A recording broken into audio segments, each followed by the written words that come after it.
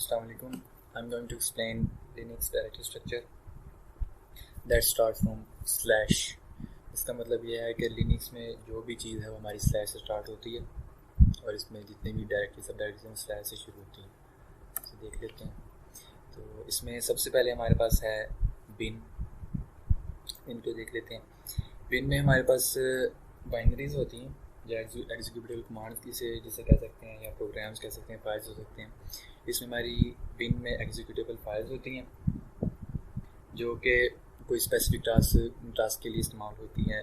Usually ये command जो हैं वो स्टार्टअप या बूटअप प्रोसेस के दौरान या रिपेयर प्रोसेस के दौरान यूज़ होती हैं। तो इसको देख लेते हैं सेपरेटली।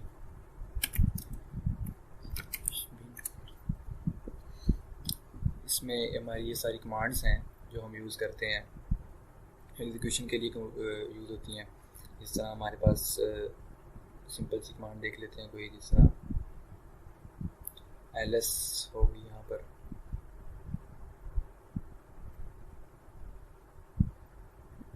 ls कमांड है हमारे पास, ये रही। इसी तरह और भी कमांड जो हम यूज़ करते हैं वो सारी इसमें होती हैं। ये सारी कमांड्स हैं जो कि एग्जीक्यूटेबल फाइल्स हैं, प्रोग्राम्स हैं या फाइल्स हैं। इसी तरह हमारे पास आता है यूज़र बिन /user/bin। ये भी इसमें भी एग्जीक्यूटेबल कमांड होती हैं, लेकिन ये इसको कह सकते हैं एक प्राइमरी जो है वो डायरेक्टरी है एग्जीक्यूटेबल कमांड्स के लिए। इसमें हमारे पास हो सकती हैं, लेकिन इसमें फ़र्क ये है कि जिस तरह इसमें भी एग्जीक्यूटेबल कमांड्स हैं इसमें भी है, लेकिन फ़र्क इस तरह होता है ये है कि हमारे usr/bin में जो हमारे कमांड्स हैं या फाइल्स हैं या फिर एग्जीक्यूटेबल कमांड्स हैं जो वो स्टार्टअप और बूटअप प्रोसेस के दौरान यूज़ नहीं होती, वो उसके लिए नेसेसरी नहीं होती। नेक्स्ट मूव करते हैं। हमारे पास बूट है। बूट एक सब डायरेक्टरी है रूट डायरेक्टरी की। इसमें क्या होता है, इसमें हमारा जो भी बूट प्रोसेस है उसके लिए जो भी फाइल्स यूज़ होती हैं बूटअप प्रोसेस के लिए वो इसमें होती हैं। इसको भी देख लेते हैं सेपरेटली।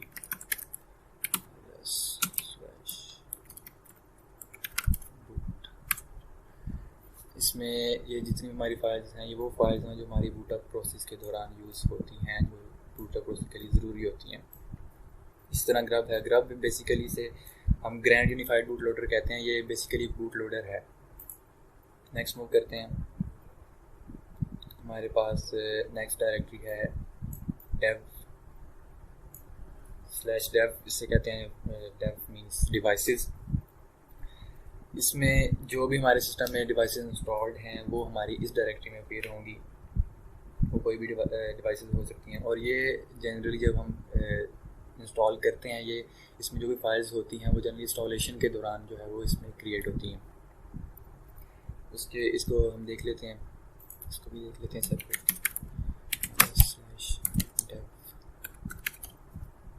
ये हमारे पास डेव डायरेक्टरी खुल गई।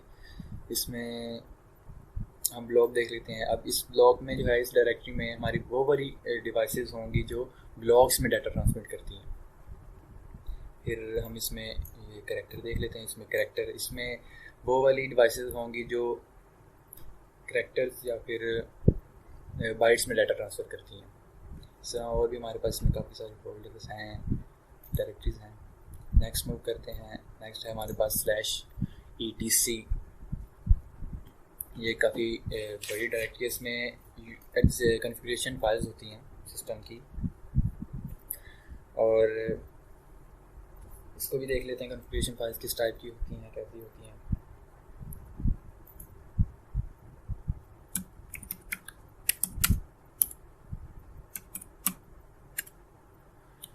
हमारे पास कॉन्फ़िगरेशन फाइल खुल गई हैं। इसमें हम देख लेते हैं। फॉर एग्जांपल हमारे पास एक फ़ाइल है प्रोफाइल, तो देख लेते हैं। अब प्रोफाइल जो है इसमें यूज़र का जो है जब कोई यूज़र लॉगिन करता है तो एक इसमें इस फाइल में एक एंट्री ऐड हो जाती है जिसमें यूज़र की सेटिंग्स और स्टार्टअप इंफॉर्मेशन होती है। सेटिंग्स और स्टार्टअप इंफॉर्मेशन इसमें होगी। जब भी आपको यूज़र लॉगिन करेगा तो इसमें उसकी इंफॉर्मेशन चली जाएगी। फिर इसी तरह हम आगे देख लेते हैं। हमारे पास शेल्स देख लेते हैं। शेल्स में जितने भी आपके सिस्टम पे शेल्स इंस्टॉल हुए हैं वो के शेल हो सकता है, वो शेल्स हो सकता है, वो शेल हो सकता है, वो बैश शेल हो सकता है, वो इसमें मौजूद होगा उसके फुल पाथ के साथ। इसी तरह हम आगे देख लेते हैं, हमारे पास एक फ़ाइल है इसमें पासवर्ड।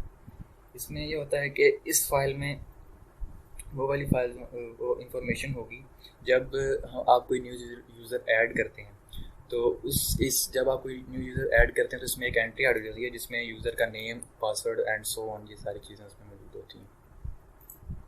फिर इसी तरह हम आगे देख लेते हैं होम डायरेक्टरी में यूज़र की पर्सनल फाइल्स होती हैं, जो भी आपका यूज़र है उसमें पर्सनल फाइल्स होती हैं। ये कुछ भी हो सकता है, यूज़र डॉक्यूमेंट्स हो सकते हैं, लोकली इंस्टॉल्ड प्रोग्राम्स हो सकते हैं, इसमें इमेजेस हो सकती हैं, म्यूज़िक, वीडियोस एंड etc, ये सब कुछ इसमें हो सकता है। दूसरा हमारे पास ये एक फ़ाइल है, ये बेसिकली बूट लोडर फाइल ही है, ये हमें बूट में मिल जाती है। ये भी बूट वो फाइल है जो बूट के दौरान यूज़ होती है। नेक्स्ट हमारे पास /lib, which stand for library. हमारे पास लाइब्रेरी है, इसमें हमारे पास काफ़ी सारी फाइल्स होती हैं इस डायरेक्टरी में, जो कि जिसके अंदर हेल्पफुल इंफॉर्मेशन हो सकती है, और भी जो हम कमांड वगैरह यूज़ करते हैं उनके लिए जो मैनुअल होता है, यूज़र मैनुअल। फॉर एग्जांपल आप ls कमांड है उसको यूज़ करना चाह रहे हैं तो आप उसके लिए मैन ls यूज़ कर रहे हैं तो आपको उसका सारा बता देता है यूजेज किस तरह, वो भी हमारे इसमें लाइब्रेरी में पड़ा होता है। इस तरह इसको हम देख लेते हैं, चेक कर लेते हैं, तो उधर भी देख लेता हूँ मैं /lib। इसमें फॉर एग्जांपल मैं इसमें क्या देख लेता हूँ ऐप देख लेता हूँ। अब ऐप जो है हम पैकेज इंस्टॉलर है बेसिकली, इसको हम इसमें इस डायरेक्टरी में जो है वो पैकेज ऐप जो है वो पैकेज उसमें उसकी फाइल्स पड़ी होंगी, ऐप पैकेज की फाइल्स पड़ी होंगी। और इसी तरह हमारे पास यूज़र लाइब्रेरी है। लाइब्रेरी तो आपको चलो पता चल गया, अभी बता दिया मैंने। अब यूज़र लाइब्रेरी में क्या होगा, इसमें भी हमारी लाइब्रेरीज ही होती हैं, लेकिन ये वो वाली यहाँ पे लाइब्रेरीज होती हैं जो कि नॉर्मल यूज़र जो है वो नॉर्मल यूज़र के लिए नहीं होती। फॉर एग्जांपल इसमें वो लाइब्रेरी होंगी जो सुपर यूज़र या फिर एडमिनिस्ट्रेटर यूज़ करता है। इस तरह हमारे पास लाइब्रेरी में lib32 है, 64 है, या फिर लाइब्रेरी x32 है। ये बेसिकली उन सिस्टम में होती हैं, ऑपरेटिंग सिस्टम में, जिस तरह मेरा ऑपरेटिंग सिस्टम जो है वो 64 बिट है, तो इसमें जो अभी लाइब्रेरी का फॉर्मेट है जिसका 32 बिट वाला फॉर्मेट है वो lib32 में होंगी। इसी तरह फिर कुछ फाइल्स हैं जिनका जो lib64 फॉर्मेट में है वो मेरी lib64 में पड़ी होंगी। इसी तरह lib x32 है जो इस फॉर्मेट में होंगी x32 में, वो इस वाले फोल्डर में पड़ी होंगी। इसमें डिफरेंट बाइनरीज हो सकती हैं। इसी तरह नेक्स्ट हमारे पास नेक्स्ट डायरेक्टरी है /lost+found। इसमें हमारे पास वो फाइल्स होती हैं जो कि हमारी क्रैश हो जाती हैं या करप्ट हो जाती हैं, और ये यूजुअली उस तरफ होता है जब आप इम्प्रॉपर शट डाउन करते हैं या कंप्यूटर आपको बंद हो जाता है, लाइट ऑफ हो जाती है, कोई इस तरह का प्रोसेस होता है, जो फाइल्स क्रैश हो जाती हैं इस दौरान या करप्ट हो जाती हैं, तो वो इसमें चली जाती हैं और आप यहाँ से रिकवर भी कर सकते हैं। मेरे पास तो कोई ऐसा सिस्टम नहीं है कि इस तरह कुछ हुआ हो, तो इसलिए मेरे पास ये फोल्डर खाली है। नेक्स्ट हमारे पास है /media। मीडिया में वो वाला डाटा होता है, इसमें वो वाली फाइल्स होती हैं रिमूवेबल। अगर हम कोई डिवाइस यूज़ करते हैं, रिमूवेबल डिवाइस, वो कोई भी हो सकती है, USB हो सकती है, CD-ROM हो सकता है, कुछ भी हो सकता है। तो यहाँ पे एक उस नाम से जो है वो डायरेक्टरी बन जाएगी और उसमें जो भी आप डिवाइस इंसर्ट करते हैं उसका इंफॉर्मेशन होगी। फॉर एग्जांपल अगर मैं CD-ROM इंसर्ट करता हूँ तो यहाँ पे एक डायरेक्टरी बन जाएगी जो CD-ROM के नाम से होगी, और उसमें सारी उसकी जो है वो फाइल्स होंगी। नेक्स्ट हमारे पास है /MNT, stand for temporary mount points. इसमें भी बेसिकली ऐसा होता है कि जब आप कोई डिवाइस माउंट करते हैं या कोई स्टोरेज कोई भी ऐसी डिवाइस आप माउंट करते हैं तो एक फाइल सिस्टम जो है वो यहाँ पे आ जाता है। लेकिन इसका फ़र्क ये है कि अभी इस तरह तो ये भी हो सकता है कि मीडिया में हम कोई डिवाइस करते हैं तो उस लगाते हैं, इंसर्ट करते हैं, तो हमारा उसमें फ़ाइल बन जाती है, उस फाइल की सारी पेड़ हो जाती हैं। लेकिन फ़र्क क्या है इसमें, ये होगा कि माउंट में जो है वो यूज़र मैनुअली उसमें वो फाइल ऐड करेगा, ऑटोमेटिकली नहीं आएगी बल्कि मैनुअली ऐड करेगा। नेक्स्ट हमारे पास है /opt, इसमें विच स्टैंड फॉर ऑप्शनल पैकेजेस। इसमें ऑप्शनल पैकेजेस होते हैं, फॉर एग्जांपल इसमें वो वाले पैकेजेस हो सकते हैं जो कि ऑप्शनल हों, और दूसरा ये कि यूजुअली वो वाले पैकेजेस होते हैं जो स्टैंडर्ड जो FHS हमारा सिस्टम है उसको ओबे नहीं करते। FHS means file system hierarchy कहते हैं, इसमें फाइल हायरार्की सिस्टम कहते हैं। इसमें वो सॉफ्टवेयर होंगे जो इसको FHS को ओबे नहीं करते। नेक्स्ट हमारे पास है /proc, stand for processes and kernel. इसमें आपके जो भी डिवाइस ड्राइवर्स होंगे और कॉन्फ़िगरेशन फाइल्स होंगी करंटली रनिंग कर्नल की, वो इसमें सारी अपीयर होंगी, इसमें सारी फाइल को कंटेन करेगा। और इसी तरह इसको भी हम चेक कर लेते हैं, इसको खोल के देख लेता हूँ।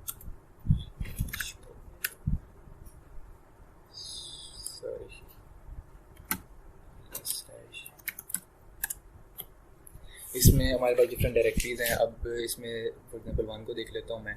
अब 1 जो है इसमें प्रोसेस नंबर 1 है, जो भी प्रोसेस नंबर मेरा 1 है चल रहा है उसकी सारी इंफॉर्मेशन इसमें होगी। इस तरह 10 है, 1006 है, ये सारा इसमें हमारी इसकी इंफॉर्मेशन पड़ी होगी जो भी है।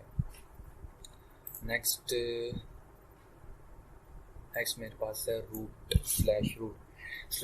बिल्कुल होम की तरह है। इसमें यूज़र फाइल्स होती हैं, जिस तरह होम में यूज़र फाइल्स होती हैं, लेकिन /रूट में क्या होगा, /रूट में हमारी होंगी तो यूज़र फाइल, लेकिन रूट यूज़र फाइल्स होंगी, क्योंकि रूट यूज़र जो है वो नॉर्मल यूज़र से बिल्कुल अलग है, उसकी सारी चीज़ें सेफ हैं, उसकी सारी चीज़ें जो हैं वो इसमें सेव होंगी। इसमें कुछ भी हो सकता है, डाटा हो सकता है, उसका पर्सनल प्रोग्राम हो सकते हैं, लोकली इंस्टॉल प्रोग्राम हो सकते हैं, इसमें वीडियोस हो सकती हैं, इमेजेस हो सकती हैं, म्यूज़िक हो सकता है। नेक्स्ट है /run। इस फोल्डर में जो है, इस डायरेक्टरी में जो भी आपके करंटली रनिंग सिस्टम जो है इंफॉर्मेशन होगी, जो भी आपके रनिंग सिस्टम है अभी, जो भी आपका अभी रनिंग सिस्टम चल रहा है उसके बारे में इंफॉर्मेशन होगी। करंटली लॉग्ड इन यूज़र हो सकते हैं इसमें, और जो भी यूज़र आपका लॉग्ड इन है, कितने यूज़र्स हैं, उनकी सारी इंफॉर्मेशन इसमें होगी। और नेक्स्ट हमारे पास है sbin। ये बिल्कुल बिन की तरह ही है, ऊपर हमने बिन को डिस्कस किया है, जिसको बताया। इसी तरह sbin है, इसमें भी एग्जीक्यूटेबल फाइल्स या कमांड्स होंगी, लेकिन इसमें ये क्या होगा, ये एक बिल्कुल उसकी तरह है, लेकिन ये इसको प्राइमरी हम कह सकते हैं। लेकिन इसमें ये होगा कि वो जो उसमें बिन में जो /bin में जो हमारी कमांड्स हैं वो स्टार्टअप और बूटअप प्रोसेस के दौरान यूज़ होती हैं, लेकिन इसमें जो है ये स्टार्टअप और बूटअप प्रोसेस के दौरान यूज़ नहीं होती, और सिंगल यूज़र मोड में होती हैं। दूसरा हमारे पास आगे चलते हैं, हमारे पास है /srv, स्टैंड फॉर सर्विस। इसमें हमारा एक स्पेसिफिक डाटा होता है जिसे हम जो सिस्टम सर्व करता है, और वो डाटा कुछ भी हो सकता है। वो डाटा हो सकता है सर्वर के, हो सकता है फॉर एग्जांपल डाटा ऑफर्ड जो हमें FTP सर्वर्स हमें प्रोवाइड करते हैं या ऑफ़र करते हैं, वो इसमें डाटा हो सकता है। वेब सर्वर्स का डाटा हो सकता है इसमें, फिर स्क्रिप्ट्स हो सकते हैं, और इसी तरह इसमें प्रोटोकॉल्स हो सकते हैं जो हम यूज़ करते हैं आर्सिंग के लिए, फिर www एंड CVs के लिए किसी, ये सारा इसमें होगा। नेक्स्ट है /sys/system।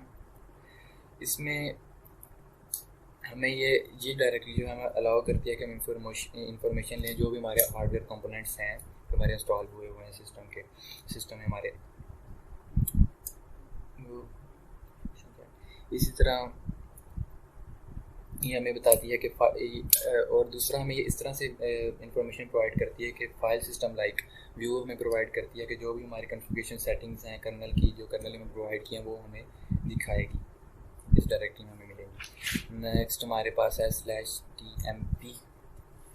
इसमें टेम्परेरी फाइल्स होती हैं, इस डायरेक्टरी में हमारी टेम्परेरी फाइल्स होती हैं जो भी एप्लीकेशन, अगर कोई हमारी एप्लीकेशन रनिंग है और वो टेम्परेरी फाइल्स यूज़ करती है तो हमारी जो फाइल्स हैं वो इस डायरेक्टरी में स्टोर होंगी। और ये हमारा जब सिस्टम हम दोबारा रीबूट करते हैं, जो हमारी फाइल जो हैं डिलीट हो जाती हैं, सिर्फ करंटली रनिंग प्रोसेस के लिए होती हैं और वो टेम्परेरीली होती हैं। आगे हमारे पास है /USR, इससे यूज़र ही पढ़ते हैं, लेकिन इसके अंदर हमारा बाइनरीज हो सकती हैं और भी यूज़र बाइनरीज हो सकती हैं इसमें, और इसमें लार्जेस्ट शेयर होता है तकरीबन हमारे पास जितनी डायरेक्टरीज़ हैं उसमें से लार्जेस्ट शेयर डाटा का इस USR डायरेक्टरी का होता है। और इसमें यूज़र फाइल्स हो सकती हैं, बाइनरीज हो सकती हैं, डॉक्यूमेंट्स हो सकती हैं, लाइब्रेरीज हो सकती हैं, इसी तरह हेडर फाइल्स हो सकती हैं इस डायरेक्टरी में। इस तरह नेक्स्ट हमारे पास है /USR हो गया। इसी तरह USR है, इस USR को मैं खोल के भी देख लेता हूँ।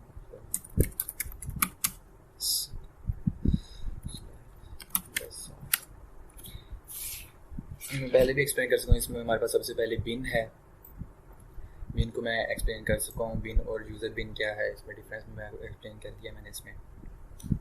इस तरह हमारे पास लाइब्रेरी है, लाइब्रेरी है, इसमें यूज़र लाइब्रेरी भी मैं एक्सप्लेन कर सकता हूँ। इसमें लाइब्रेरीज होंगी जो कि नॉर्मल यूज़र प्रोग्राम की होंगी, नॉर्मल यूज़र लाइब्रेरीज होंगी। इसी तरह फिर lib32 है, इसमें जो 32 बिट फॉर्मेट की होंगी वो इसमें होंगी, और लाइब्रेरीज जो हमारी 64 बिट लाइब्रेरीज हैं वो इसमें होंगी। इसी तरह नीचे मूव करते हैं। नेक्स्ट हमारे पास है /var, which stand for variable. इसमें हमारे पास वेरिएबल डाटा फाइल्स होती हैं, और ये एक स्टैंडर्ड डायरेक्टरी है, इसमें हमारी वेरिएबल डाटा फाइल्स होती हैं, और इसके अंदर इंफॉर्मेशन होती है कि जो भी आपका कोई फ़ाइल है जिसमें प्रोग्राम है, आपने उसको रन किया, उसके अंदर कोई मॉडिफिकेशन आई, कोई चेंजेस आई, तो वो इसमें स्टोर हो जाएंगी इस डायरेक्टरी में। इसमें डिफरेंट डायरेक्टरी सब डायरेक्टरीज हैं, मैं आपको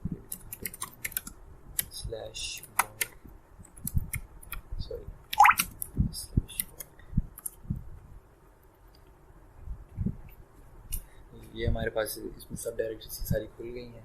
इसी तरह इसमें लॉग फाइल्स होती हैं वेरियस प्रोग्राम की, जिस तरह हमारे पास ये लॉग भी है। अगर आप कोई प्रोग्राम चलाते हैं या रन उसका कब रन हुआ, किस तरह उसकी सारा इस लॉग में वो अवेलेबल होगा, कब रन हुआ, उसने क्या एग्जीक्यूशन परफॉर्म की, और वो सक्सेसफुल थी या फिर नहीं थी, वो सारा इस पर इंफॉर्मेशन हमें लॉग में मिल जाती है। इसी तरह हमें यहाँ पर रन मिलता है /var/run। इसमें इंफॉर्मेशन होती है जो भी आप सिस्टम यूज़ कर रहे हैं, इंफॉर्मेशन होती है, सिस्टम के बारे में इंफॉर्मेशन होती है, और ये उस वक्त तक रहती है कि जब तक आप दोबारा सिस्टम को रीबूट नहीं कर देते। और इसी तरह फिर हमारे पास /var/lib है। इसमें फाइल्स होती हैं जो कि जब नॉर्मली सिस्टम रन कर रहा होता है, चल रहा होता है, और वो चेंजेस जो भी चेंजेस आती हैं फाइल में, वो हमारी इसमें /var/lib में स्टोर होती हैं।